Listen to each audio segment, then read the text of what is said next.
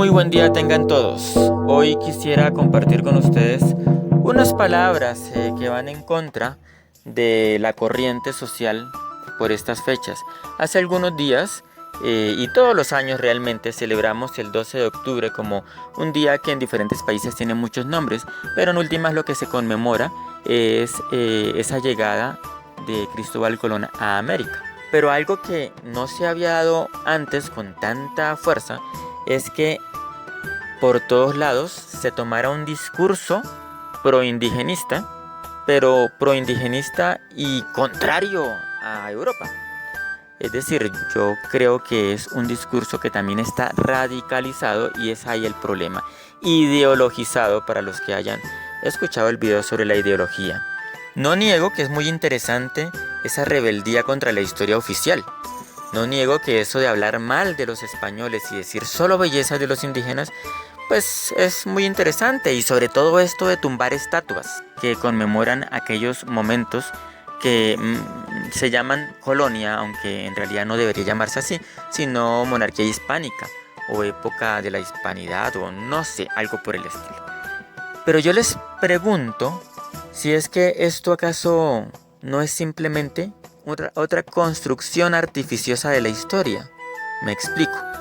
O sea, algo, una ideología alienante, o alguien, un grupo de poder emergente, o un grupo de poder que simula novedades para mantenerse en el poder, nos está manipulando, nos está impulsando a fabricar otra máscara de la historia, otra historia oficial que algún día tendremos que deponer, como intentamos en este momento, en esa rebeldía contra la historia oficial, también de poner la historia oficial anterior. Es importante que dejemos las ideologías, los radicalismos, la polarización y vayamos a la realidad. Es posible. Sí, es difícil. Es mucho más fácil hacer todo esto que se hace hoy en día. Pero es posible ir a la realidad y descubrir la historia como algo que nos pertenece y no contra lo cual tenemos que estallar. Y yo aquí no estoy diciendo que algunos españoles no hayan masacrado, por ejemplo, a los incas o a los caribes o a los taínos.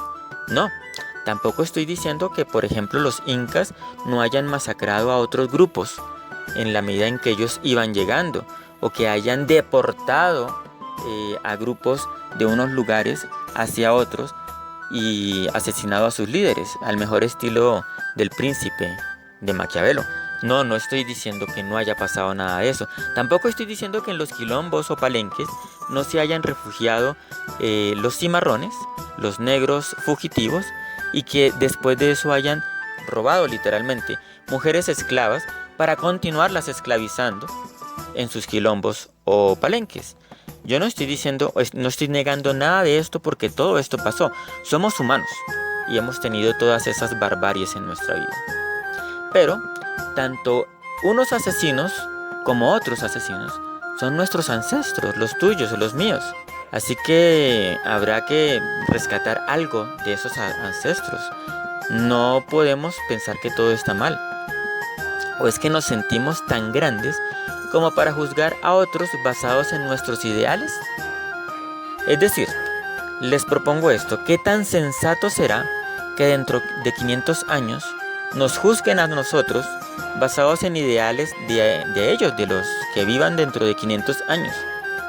Pues yo creo que con toda seguridad habrá algún delito que, no siéndolo para nosotros, sea la excusa de ellos para aborrecernos. Y considero que eso no es justicia, eso es una injusticia, injusticia con nosotros. Bueno, en primer lugar, seamos sinceros. Esos tales españoles son nuestros antepasados. Los abuelos de la actual España en su mayoría se quedaron en España, pero los nuestros, esos sí que viajaron hacia acá. Bueno, se radicaron acá, forjaron esta sociedad con pestes, con pecados, con masacres, con silencios, con sufrimientos, pero también con bondad. Recuerden que ellos también eran humanos y amaban, sufrían, soñaban, anhelaban, juraban, comerciaban, hacían amigos, reían, decían la verdad, mentían, se autoengañaban, miraban hacia el horizonte intentando ver sus propios corazones. Se enojaban, se la montaban a sus amigos, chismoseaban.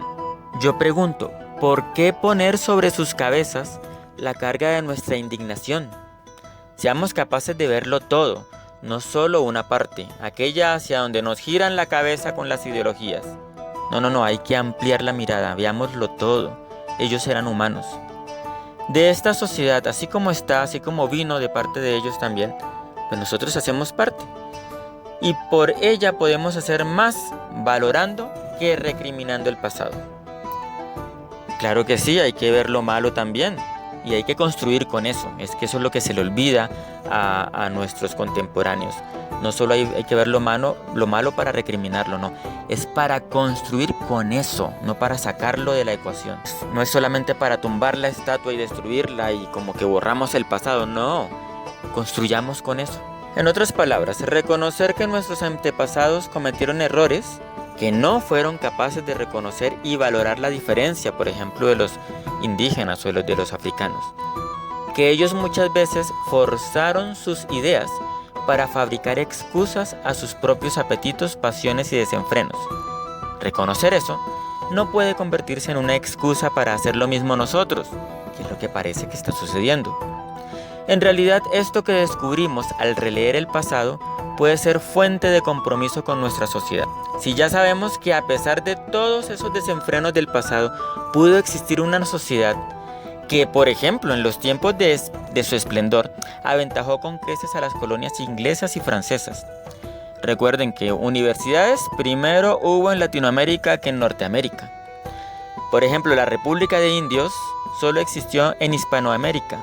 En otros lugares y en otras épocas, solo fueron considerados estorbo y perseguidos hasta el exterminio. O sea que como que lo que hicieron los españoles acá en América no fue del todo malo. Hay algo que rescatar y que mejorar y que proponer también. Otra cosa, los nativos norteamericanos, por ejemplo, jamás lograron cargos de reconocimiento en la sociedad colonial. De pronto en medio de los franceses hubo un intercambio comercial y alianzas, pero poco a poco eso fue cayendo y cuando surgieron las repúblicas, los estados modernos, por ejemplo en Uruguay, en Chile, en Argentina, en Estados Unidos, esos indígenas fueron perseguidos. Esos mismos estados que reaccionaron contra la monarquía hispánica por considerarla anticuada, esos fueron los que realmente tuvieron una actitud agresiva y de exterminio real con los indígenas. Acá en nuestras sociedades, en la época de la monarquía hispánica, en realidad no hubo exterminio, sino diferentes situaciones, pero una de esas fue la mezcla, el mestizaje. Y no es del todo despreciable. ¿Y a qué me refiero cuando digo que tenían puestos como importantes o cargos importantes? Me refiero sobre todo a la parte económica, donde los caciques tenían prioridades dentro del mundo económico hispánico, acá en América. Y para comprender esto, ustedes pueden revisar el ejemplo de la motivación que tuvo la revuelta de Túpac Amaru, de cómo él y muchos otros indígenas se rebelaron contra los nuevos caciques, por decirlo así, que impusieron las autoridades borbónicas. Entonces, en la monarquía hispánica, estos indígenas tuvieron un lugar importante y ellos, que eran jefes y tenían poder económico, protegían a sus, hermanos de comunidad. Entonces, los indígenas no estaban, como nos hacen creer hoy en día, no estaban simplemente a su suerte, sino que en su suerte habían cosas que jugaban a favor también.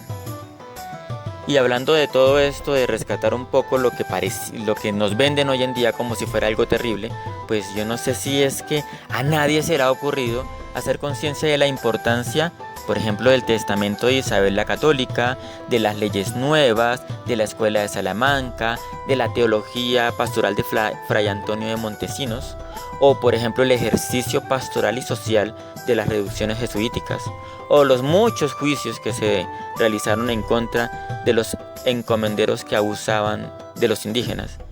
No sé si se han dado cuenta del impacto que todo esto ha tenido en la construcción de un piso firme para la dignidad humana, que luego originó los derechos del hombre y el ciudadano, y que finalmente nos ha dado la posibilidad de fundamentar los derechos humanos que tenemos hoy en día. No sé si nadie ha pensado en eso, por ejemplo. Yo en realidad no entiendo cómo es que se ha llegado a la conclusión de que el pasado debe ser borrado con una explosión civil de indignación. Por Dios, en realidad no comprendo cómo esa indignación puede ser tan ciega que no ve la totalidad de la realidad, o que ha sido más bien enceguecida por las ideologías para que no vea esa realidad, porque esa indignación está siendo útil. Y ya hay más, vamos a mirar después útil a qué. Releamos lo pasado, pero miremos hacia adelante. Dejemos las estatuas en su lugar, eso sí, acompañémoslas con las de aquellos que representan las voces calladas por la historia oficial. Entendamos qué les faltó hacer y ser a nuestros antepasados, pero para hacerlo nosotros, hagámoslo. ¿De qué sirve armar tumultos y revueltas en defensa de la dignidad del indígena y del afroamericano o del mestizo, si eso nos lleva a denigrar del español de hoy, o a cerrar los ojos ante quien está a nuestro lado? ¿De qué nos sirve? Desconocemos que el racismo no solo se vivió en el pasado, sino que hoy en día sigue existiendo. Y ya no hablemos de raza, sino de condición social, de elección religiosa o política. ¿De qué sirve publicar en Facebook o en otras redes un meme contra la mal llamada colonia si nuestro presente vive en nuestras propias manos la misma situación? Eso sí, más afinada, más especializada y solapada. ¿Qué diferencia a un español del siglo XVI de nosotros? ¿Qué nos diferencia de aquel si era un clasista, por ejemplo? Si nosotros, por tener más estudios, más dinero, más agresividad o más imaginación, seguimos fabricando clases en nuestra sociedad. O no decimos hoy, por ejemplo en Colombia, que el uribista es un burro, que el petrista es un subversivo, que el creyente, en general, en cualquier lugar del mundo decimos, el creyente es un ignorante, que el no creyente pues es un animalito que no se bautizó, o que el campesino es un sucio o el citadino un prepotente. Pues nosotros decimos eso, construimos clases en medio de las personas que son simplemente seres humanos. ¿Para qué construimos clases? ¿Para qué ponemos rótulos? Lo decimos hoy. Pues lo hacían los del siglo XVI, de los que tanto denigramos hoy. Por eso digo que hoy en realidad lo que hay es una ideología detrás de estas novedades del 12 de octubre. Porque en vez de nuestra sociedad, en vez de mejorar nuestra sociedad, pues lo que estamos haciendo es empeorarla. Esas ideologías lo que hacen es que en vez de aclararnos el presente, nos lo oscurecen, entreteniéndonos con el circo de la indignación, mientras nuestra sociedad sigue igual o empeora, como le dije ahorita, empeora. ¿A quiénes les será útil nuestra oscuridad ante el presente?